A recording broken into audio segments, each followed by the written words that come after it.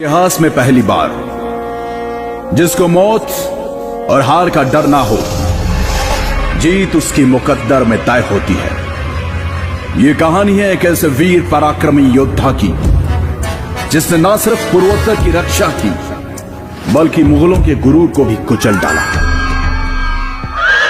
The legend of Lachit Borphukan. Bharat का वो हिस्सा जहां सूरज सबसे पहले दस्तक देता है। पूर्वोत्तर 17वीं सदी, जब पूर्वोत्तर की राजधानी हुआ करता था रोंगपुर शिवसागर। मुगल सल्तनत की पैरवी करते हुए मीर जुमला ने राजा जयध्वज सिन्हा को परास्त किया, जिसके पश्चात उनकी अकाल मृत्यु हो गई। समय के गति चक्र के साथ अहोम राज्य के राज सिंहासन पर स्वर्गदेव यानी राजा चक्रध्वज सिन्हा विराजमान हुए, जिन्होंने अपने राज्य के प्रधानमंत्री आटुन बोड़ा गुहाई, जो कि बेहद चतुर, हर काम में निपुण और एक कूटनीतिज्ञ थे, के साथ मिलकर नए दुर्गों का निर्माण किया। अपनी सेना को संगठित कर उसे और मजबूत बनाने के लिए उन्होंने एक वीर योद्धा लासित बोरफुकन को अपनी सेना का प्रधान सेनापति नियुक्त किया।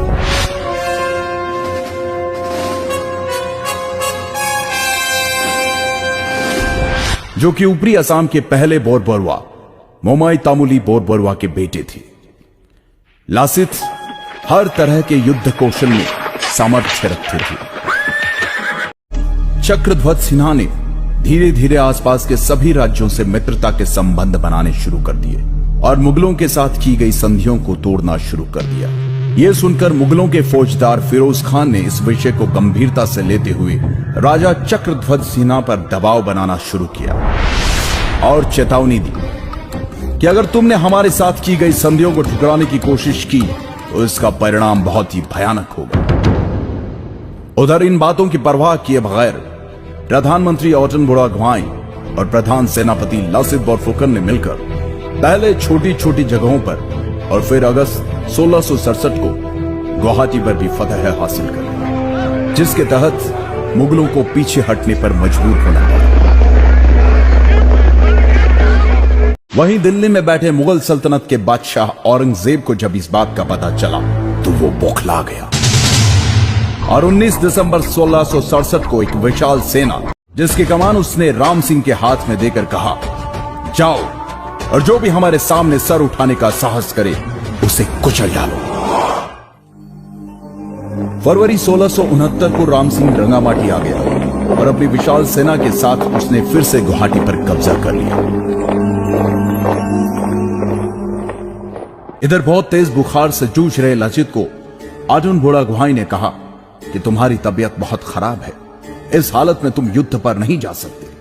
फिर भी लासित युद्ध के लिए गए और शुरू हुआ सराय घाट का ऐतिहासिक युद्ध, द बैटल ऑफ सराय घाट। लेकिन क्योंकि लाचित के पास सेना बहुत कम थी, इसलिए लाचित की सेना हारने लगी, युद्ध छोड़कर पीछे हटने लगी। तब लाचित ने अपनी सेना से कहा, हे आसाम के वीर सैनिकों, अगर तुम में से कोई रण छोड़कर जाना चाहता है तो बेशक जाए, लेकिन मेरे राजा ने मुझे दायित्व दिया है, इसलिए जब तक मुझ में प्राण बाकी है मैं लड़ूंगा। अगर मुगल मुझे बंदी बनाकर ले जाना चाहते हैं तो ले जाने दो। तुम जाकर राजा से कह देना कि मैं उनकी आज्ञा का पालन करते हुए आखिरी दम तक लड़ा। यह सुनकर लाचित की अगुवाई वाली सेना में तीव्र ऊर्जा का संचार हुआ और परिणाम मुगलों को मुंह की खानी पड़ी। मुगल सेना पूरी तरह से हार गई। यह देखकर मुगलों के नेतृत्व करने वाले राम सिंह ने नतमस्तक होते हुए कहा, मैंने अपने जीवन काल में अनेकों युद्ध देखे और लड़े, पर ऐसा पराक्रमी वीर योद्धा जो जान से ज्यादा अपनी मातृभूमि से प्यार करे, जो युद्ध के हर क्षेत्र में पारंगत हो, आज पहली बार देख रहा हूं। पूर्वोत्तर के इस वीर योद्धा को भारतीय इतिहास कभी नहीं भुला सकता।